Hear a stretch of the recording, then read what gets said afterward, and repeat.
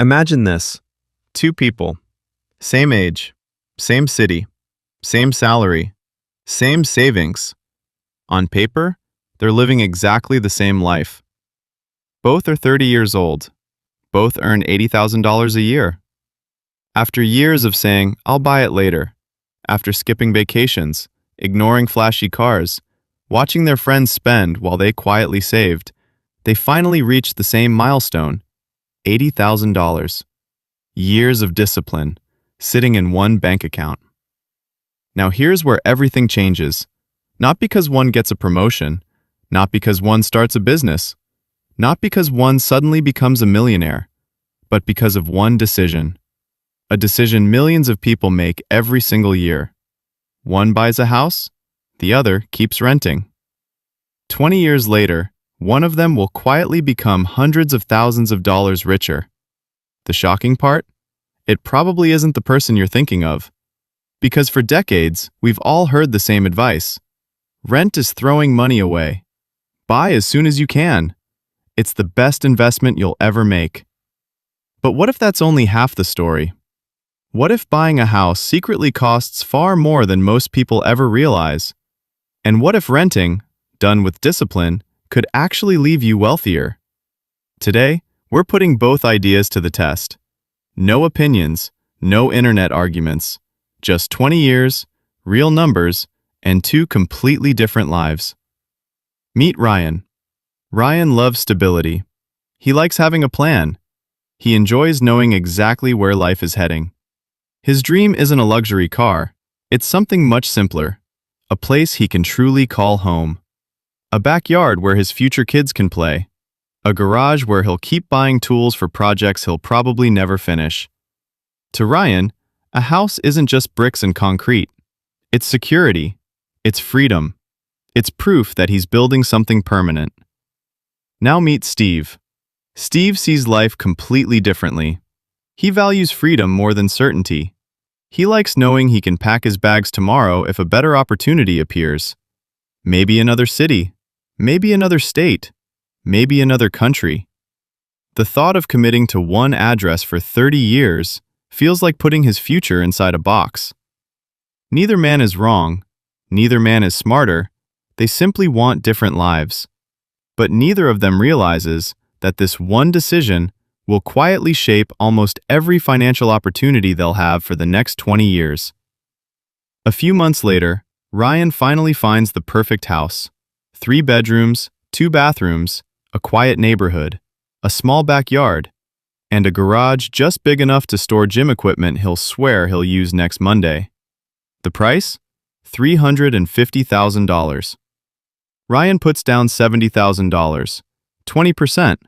For a moment, it feels like one of the happiest days of his life, until reality shows up. Because buying a house isn't just about the down payment. There's the inspection, closing costs, lender fees, title fees, legal paperwork, insurance, taxes, and enough signatures to make Ryan wonder if he's accidentally buying the entire neighborhood. By the time everything is finished, another $10,000 disappears. Just like that, every dollar Ryan spent years saving is gone, before he even sleeps in the house for the first time. To buy the home, Ryan signs a 30-year fixed mortgage. From this moment on, every single month, the bank gets paid first. No excuses, no delays, no second chances. Meanwhile, just a few streets away, Steve makes a completely different decision. He rents a house that's almost identical. Same neighborhood, same space, same lifestyle. His rent? $2,000 a month. No property taxes, no expensive repair bills, no surprise maintenance. If the roof starts leaking tomorrow, that's somebody else's financial problem. Then Steve notices something interesting. Compared to Ryan, he has hundreds of dollars left every single month. Enough for vacations, a nicer car, or a much more comfortable lifestyle. For a moment, he's tempted, because that's exactly what most people would do. But Steve makes one decision, a decision that almost nobody around him notices, yet it quietly changes his financial future. Instead of spending the extra money, He invests every single dollar into a low-cost stock market index fund. Every month, without exception. When the market goes up, he invests. When it crashes, he invests. When people panic, he invests. No guessing, no gambling, no chasing the next hot stock.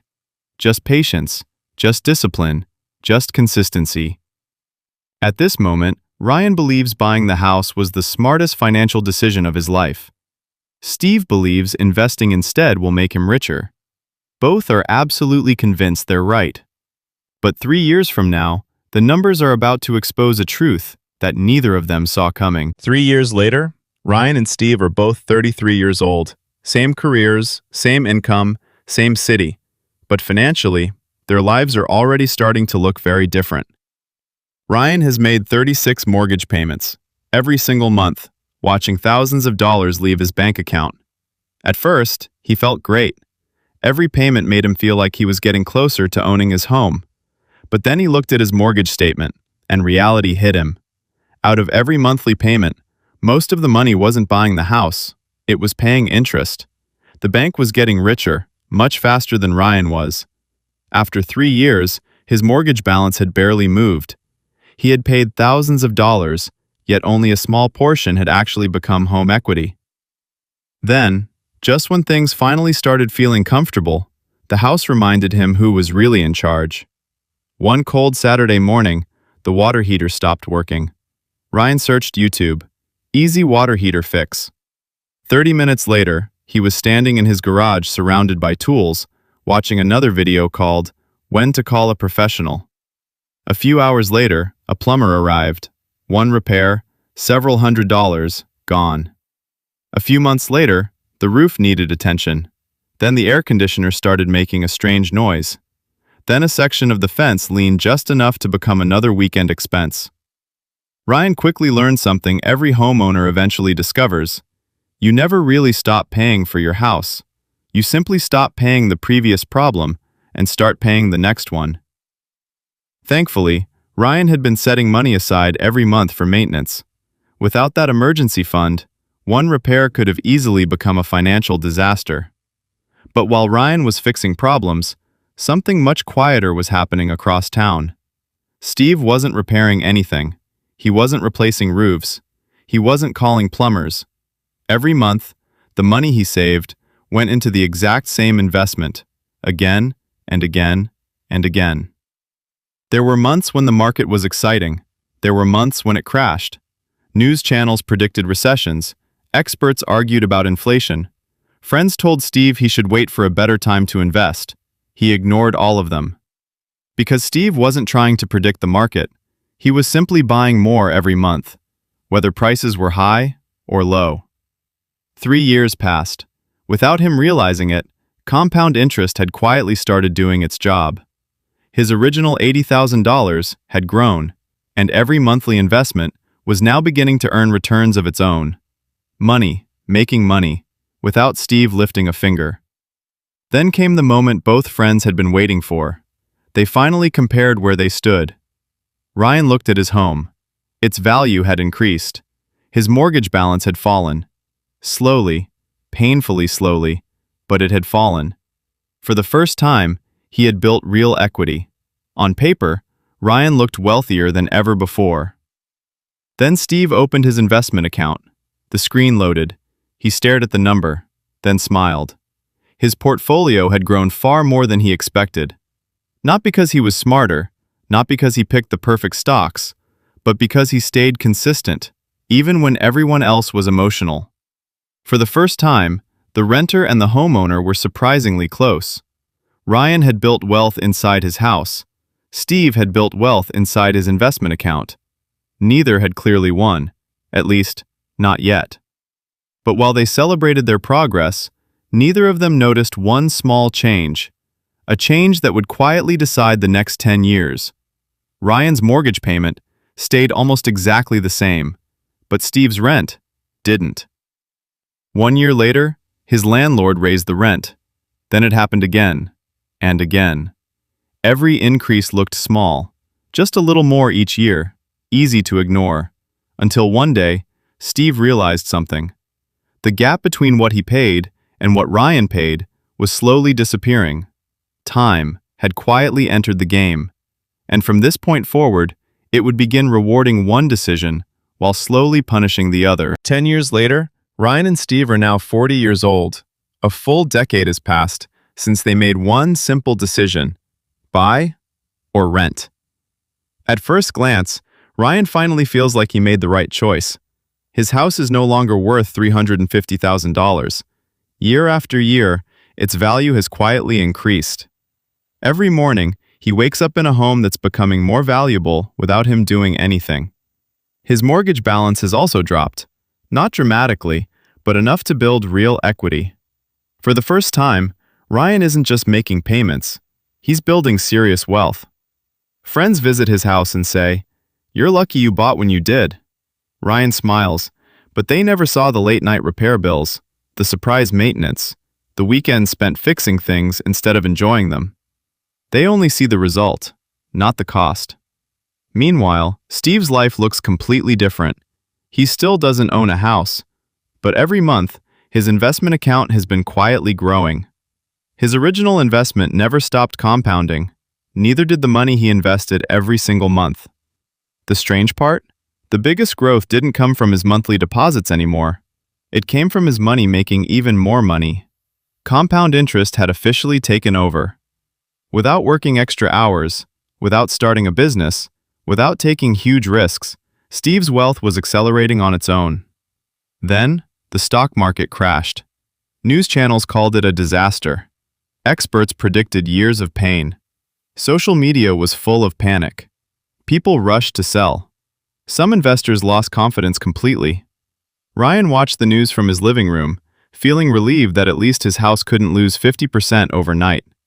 Steve looked at his portfolio. Thousands of dollars had disappeared. For a moment, even he questioned himself. Was this a mistake?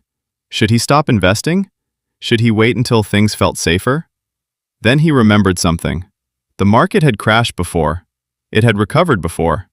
And history suggested it would recover again. So while everyone else was selling, Steve quietly bought more, month after month. The market eventually recovered, then reached brand new highs. And the investments Steve made during the crash became some of the most profitable purchases of his entire life.